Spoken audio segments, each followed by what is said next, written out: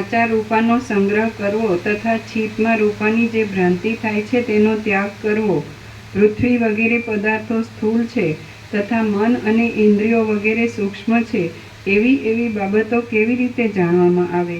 સાગના તથા તાડના ઝાડ જેમ ઊંચા થાય છે તેમ ખડ, ગુલ્મ તથા મનુષ્ય વગેરે વસ્તુઓ તેમને વૃદ્ધિ થવાના કારણો હોવા છતાં કેમ ઊંચા થતા નથી?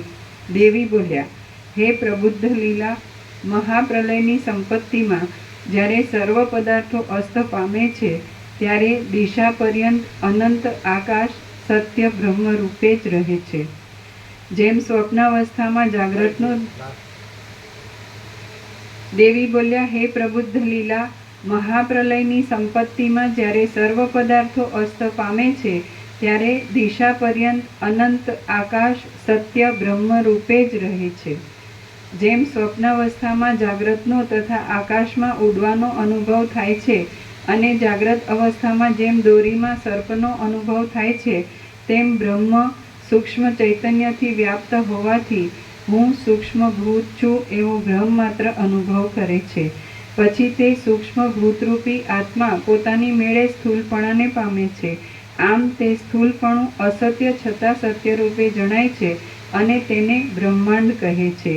તે બ્રહ્માંડમાં રહેલા બ્રહ્મા હું બ્રહ્મા છું એમ જાણે છે. તે જે મનોરાજ્ય કરે છે તેને જગત કહેવામાં આવે છે.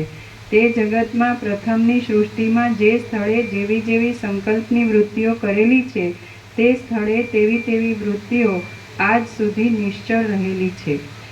જે વિચારો ચિત્તમાં સ્ફુરિત થાય છે તે બધું આત્માનું ચૈતન્ય છે. માટે કોઈ પણ સ્વભાવ પોતાની મેળે આ જગતમાં અનિયમિત રીતે ઉત્પન્ન થતો નથી.